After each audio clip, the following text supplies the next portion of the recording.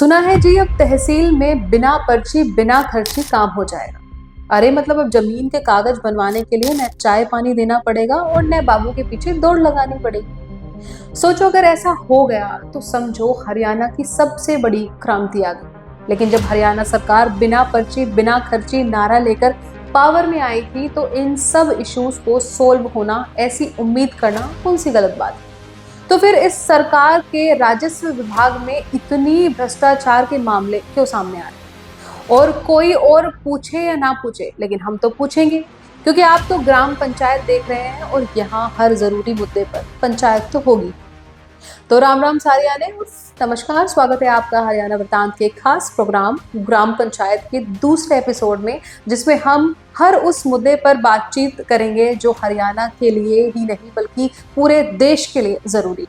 और आज का मुद्दा बेहद जरूरी है जो हरियाणा सरकार पर कई गंभीर सवाल खड़े करता है। अब इशू क्या है आपको बताते हैं कि बिना पर्ची बिना खर्ची सरकारी नौकरी, ये नारा हरियाणा की सड़कों से लेकर गांव की चौपाल तक गूंजा था।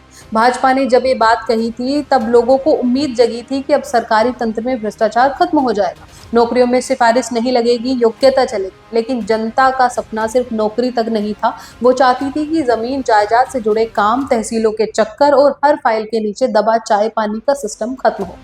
अब जब 2025 के दौर चल रहा है तो सवाल ये उठता है कि क्या सरकार उस उम्मीद पर खरी उतरी है। हरियाणा में आज सबसे ज्यादा उंगलियां उठ रही हैं राजस्व विभाग पर। यही वो विभाग है जो जमीन के दाखिल खारिज, पटवारी रिपोर्ट, रजिस्ट्री और रेवेन्यू से जुड़े काम का जिम्मेदार है। और इसी विभाग के अफसरों पर भ्रष्टाचार के सबसे ज्यादा आरोप लग रहे हैं। यह स्थिति उस सरकार के लिए बेहद चुनौती भरी है जिसने खुद को पार्टी विद डिफरेंस बताया और जिसका एजेंडा ही भ्रष्टाचार मिटाना रहा।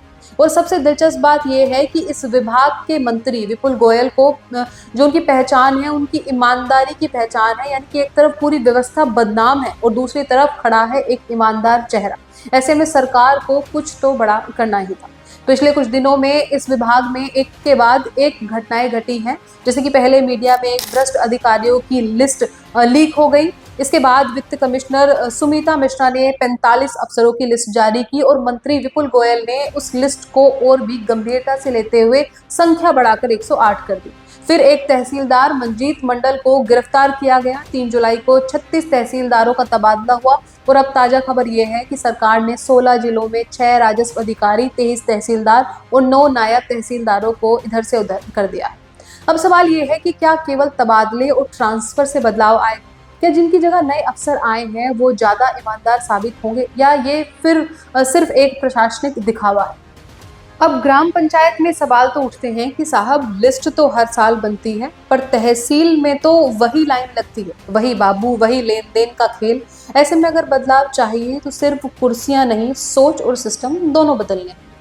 सूत्रों की माने तो सरकार यहाँ नहीं रुकने वाली। आने वाले समय में कुछ कड़े कदम और भी देखने को मिल सकते हैं, जैसे कि सस्पेंशन, चार्जशीट या यहाँ तक कि बर्खास्तगी भी हो सकती है, क्योंकि भाजपा जानती है कि लोकसभा चुनावों में उसे झटका लग चुका है और अगर विधानसभा चुनाव जीतने हैं तो अब वादों से काम नहीं चलेगा। जनता को दिखाना होगा कि वास्तव में बदलाव हो रहा है और इस बार मुद्दा सिर्फ चुनाव नहीं, भरोसे की बहाली।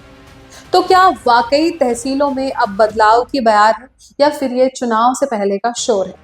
जनता सब देख रही है, समझ रही है और अब सिर्फ दिल्ली या चंडीगढ़ नहीं, गांव की पंचायतें भी सवाल पूछ रही हैं कि क्या सच में भ्रष्टाचार खत्म हो रहा है या सिर्फ ट्रांसफर पोस्टिंग से खेला हो रहा है। हमने तो सवाल पूछ लिए हैं, अब जनता के फैसले की बारी है, यानी कि आपके विचारों की बारी है। आप बताइए, विभाग में ट्रांसफर से कुछ फायदा होगा या नहीं, या ये सिर्फ जनता को मीठी गोली देने जैसा है? खैर, ग्राम पंचायत में इतना ही। मैं तनु शर्मा फिर से मिलूंगी ग्राम पंचायत के एक नए एपिसोड के साथ। उसमें नए मुद्दे को हम डिस्कस करेंगे। तब तक के लिए आप देखते रहिए हरियाणा वृतांत। नमस्कार।